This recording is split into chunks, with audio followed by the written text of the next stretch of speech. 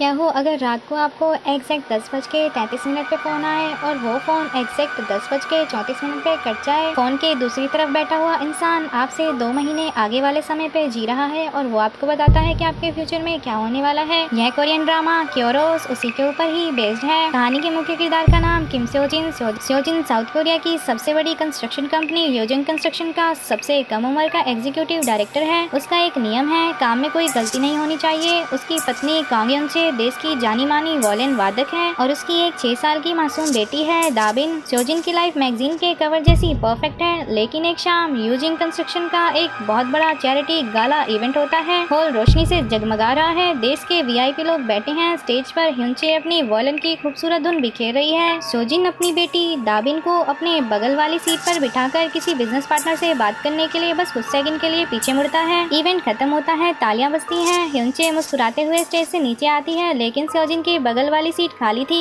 दाबिन गायब हो चुकी थी। थाने में हड़कंप मच जाता है, वीआईपी बच्ची गायब हो गई, इसलिए पूरे शहर की पुलिस नाकाबंदी कर देती है। सीसीटीवी फुटेज देखे जाते हैं, लेकिन हैरान करने वाली बात यह थी कि हॉल के किसी भी एग्जिट गेट के कमरे से दाबिन बाहर जाती हुई नहीं दिखी। सोजिन और ह्युंचे पागलों की तरह गलियों में दौड़ते हैं। ठीक 24 घंटे बाद सोजिन के पास एक बिना नाम का बॉक्स कुरियर आता है। पुलिस उस बॉक्स को स्कैन करती है। सोजिन जैसे ही कांपते हाथों से उस बॉक्स को खोलता है, उसकी पत्नी ह्युंचे वहीं बेहोश होकर गिर जाती है। उस बॉक्स के अंदर बर्फ के टुकड़ों के बीच एक छोटी सी प्लास्टिक की थैली थी और उस थैली के अंदर थी उसकी 6 साल की बेटी दाबिन की कटी हुई उंगली। किडनैपर की तरफ से एक ही वॉइस नोट था, पुलिस को शामिल किया तो अगली बार उंगली नहीं उसका सिर आएगा। सोजिन पूरी तरह से टूट जाता है। वह पुलिस से मिन्नतें करता है कि केस बंद कर दो, मैं अपनी सारी दौलत देने को तैयार हूँ, लेकिन किडनैपर्स का दोबारा कोई फोन नहीं आता। इस खौफनाक सदमे और दर्द को उसकी पत्नी बर्दाश्त नहीं कर पाती। वह खुद को अपनी बेटी की मौत का जिम्मेदार मानती है। एक रात सोजिन की आंखों के सामने ही ये गगनचुंबी पुल से नीचे उफनती नदी में छलांग लगा देती है। सोजिन की दुनिया सिर्फ 2 ही दिनों में राख हो जाती है। वह अपनी पत्नी की आखिरी सैंडल और बेटी के खिलौनों को पकड़कर रोता है और फैसला करता है कि वह भी जिंदगी को खत्म कर देगा। वह एक ऊंची बिल्डिंग की छत पर जाता है, नीचे कूदने वाला ही होता है कि तभी उसकी जेब में रखा फोन जोर से वाइब्रेट करने लगता है। घड़ी में रात के ठीक 10:33 हो रहे थे। एक अनजान नंबर से मैसेज आता है, क्या आपने मेरी माँ को अस्पताल में देखा है? प्लीज मेरा फोन वापस कर दीजिए, मुझे पैसों की बहुत जरूरत है। सोजिन को लगता है कि यह कोई भद्दा मजाक है। वह गुस्से में उसी नंबर पर कॉल मिला देता है। फोन के दूसरी तरफ से एक लड़की की आवाज आती है जिसका नाम हान एरी है। एरी कोई अमीर लड़की नहीं है, वह एक मिडिल क्लास लड़की है जो अपनी माँ के दिल के ट्रांसप्लांट के लिए दिन रात 3 अलग अलग जगहों पर पार्ट टाइम काम करती है। एरी का फोन कुछ दिनों पहले ही एक बाजार में खो गया था और सोजिन को जो नई सिम कार्ड मिला था वह असल में एरी का पुराना नंबर था। सोजिन फोन पर पागलों की तरह चिल्लाता है, तुम कौन हो? क्या मेरी बेटी दाबिन तुम्हारे पास है? एरी कहती है, क्या तुम पागल हो? मैं किसी दाबिन को नहीं जानती, मैं अपनी माँ के इलाज के लिए पैसे जुटा रही हूँ, मैं कोई किडनैपर नहीं हूँ। सोजिन को लगता है कि लड़की नाटक कर रही है। वह अपनी बात साबित करने के लिए दाबिन के लापता होने के पोस्टर और पुलिस की एफआईआर कॉपी की तस्वीरें व्हाट्सएप पर भेजता है। पोस्ट में एरी जब उन तस्वीरों को अपनी स्क्रीन पर खोलती है तो उसके होश उड़ जाते हैं। वह कांपती हुई आवाज में कहती है, यह कैसे मुमकिन है? यह बच्ची लापता कैसे हो सकती है? यह तो अभी कल ही मेरे दुकान पर आई थी, इसने मुझसे चॉकलेट ली थी और इसका एक मोजा और जूता मेरी दुकान पर ही छूट गया था जो अभी भी मेरे पास है। सोजिन झुंझला जाता है। वह कहता है, तुम झूठ बोल रही हो, मेरी बेटी को लापता हुए 1 हफ्ता हो चुका है, आज सितंबर की 10 तारीख है। अब हैरान होने की बारी एरी की थी। वह चिल्लाकर कहती है, क्या बकवास कर रहे हो? आज सितंबर नहीं अगस्त की 10 तारीख है। दोनों अपनी अपनी स्क्रीन पर तारीखें देखते हैं। किम सोजिन सितंबर 2020 में जी रहा है और जहां उसकी बेटी और पत्नी मर चुके हैं, और हारी अगस्त 2020 में जी रही है जहां सोजिन की बेटी और पत्नी बिल्कुल सही सलामत और जिंदा घूम रहे हैं। यानी दोनों के बीच ठीक 30 दिन का फासला है। शुरुआत में दोनों को लगता है कि यह कोई दिमागी वहम है, लेकिन तभी वे एक टेस्ट करते हैं। सोजिन एरी से कहता है कि कल के लॉटरी के नंबर्स यह हैं, तुम जाकर चेक करो। शुरुआत में दोनों को लगता है कि यह कोई दिमागी वहम है, लेकिन तभी वह एक टेस्ट करते हैं। सोजिन एरी को कहता है कि कल की लॉटरी के नंबर यह हैं, तुम जाकर चेक करो। पोस्ट में एरी जब अगले दिन लॉटरी के नंबर देखती है तो वो हूबहू वही थे जो सोजिन ने उन्हें बताए थे। वहीं दूसरी तरफ एरी पास्ट में जाकर सोजिन के अकाउंट में एक छोटा सा बदलाव करती है और सितंबर में बैठे सोजिन के फोन पर तुरंत उसका हिस्टोरिकल अलर्ट आ जाता है। अब दोनों के सामने सच शीशे की तरह साफ था। समय के किसी अजीब फेरबदल के कारण रोज रात को ठीक 10:33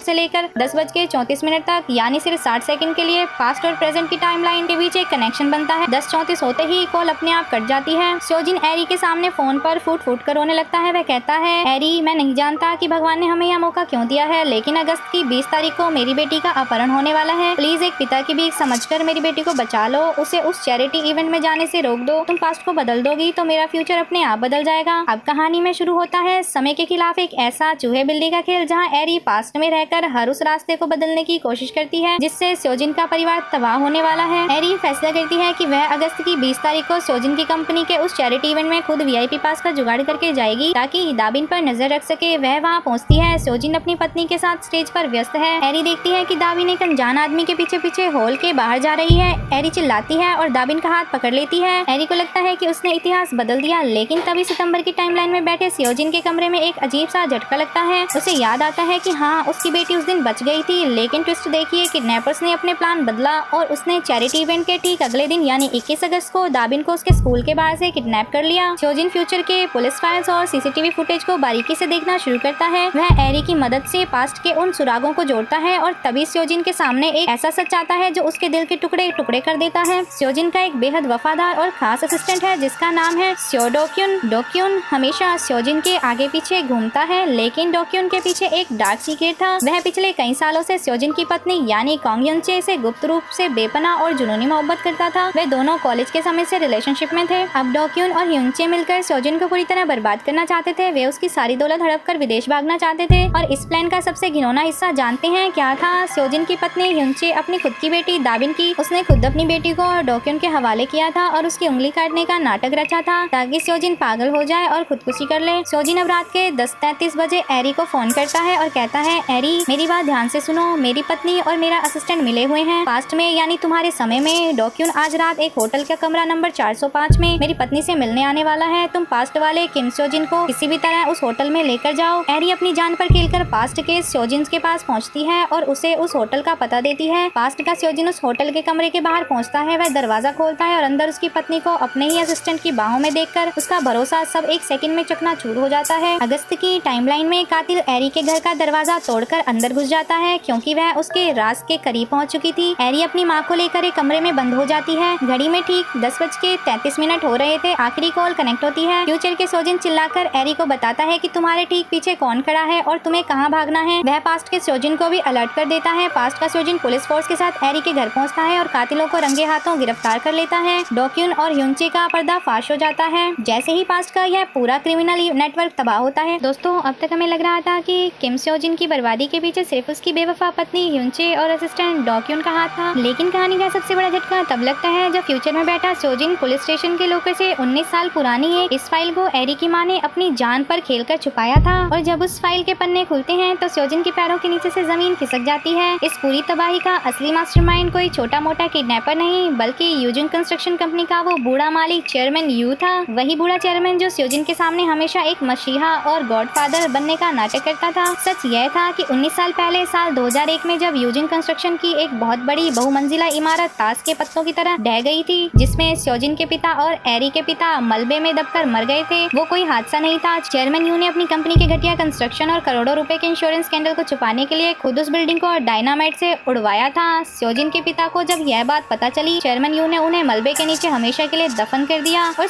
चेयरमैन यू ने सोजिन को सिर्फ इसलिए गोद लिया और उसकी कंपनी का डायरेक्टर बनाया ताकि दुनिया को लगे कि वह कितना दयालु इंसान है और सोजिन कभी अपने पिता की मौत पर शक न करे। लेकिन जब एरी की माँ उस 19 साल पुराने स्कैंडल के असली दस्तावेज लेकर पुलिस के पास जाने वाली थी तो चेयरमैन यू बौखला गया। उसने वही असिस्टेंट को और उसने ही असिस्टेंट डोक्यून और युनचे की लालच का फायदा उठाकर उन्हें सोजिन की बेटी को किडनैप करने का आइडिया दिया ताकि सोजिन डिप्रेशन में आकर सुसाइड कर ले और वो पुराना राज हमेशा के लिए दफन हो जाए। अब सोजिन के सामने वो बूढ़ा भेड़िया बेनकाब हो चुका था। रात के ठीक 10:33 होते हैं। सितंबर की टाइमलाइन से सोजिन आखिरी बार अगस्त की टाइमलाइन में जी रही एरी को फोन मिलाता है। सोजिन फोन पर चिल्लाता है, एरी हमारी लड़ाई किसी किडनैपर से नहीं खुद चेयरमैन यू से है। वह इस वक्त पास्ट में तुम्हारे समय में पुलिस के सबसे बड़े करप्ट अफसरों के साथ मिलकर सबूत मिटाने की कोशिश कर रहा है। वह तुम्हारी माँ को मारने आ रहा है। एरी पास्ट में तुरंत उस गुप्त फाइल को लेकर भागती है। दूसरी तरफ पास्ट का सोजिन अपनी पत्नी के धोखा देने के बाद पूरी तरह बदल चुका है। फ्यूचर के सोजिन उस वॉइस नोट के जरिए उस बूढ़े चेयरमैन के सारे काले कारनामे और वॉइस रिकॉर्डिंग भेज देता है। पास्ट का सोजिन सीधा चेयरमैन यू के आलीशान कैबिन का दरवाजा लात मारकर खोलता है। वहाँ वो बूढ़ा आदमी आराम से सिगार पी रहा था। सोजिन उसकी मेज पर 19 साल पुराने स्कैंडल के पेपर्स और वो वॉइस रिकॉर्डिंग फेंक देता है जिसमें चेयरमैन यू एरी की माँ को जान से मारने की सुपारी दे रहा था। चेयरमैन यू की आंखों में पहली बार मौत का खौफ दिखता है। वह कांपती आवाज में कहता है, सोजिन मैंने तुम्हें पाला है, तुम मेरे खिलाफ नहीं जा सकते। सोजिन गुस्से में आकर उसका कॉलर पकड़ता है और कहता है, तुमने मुझे नहीं पाला बल्कि तुम मेरे पिता के हत्यारे हो।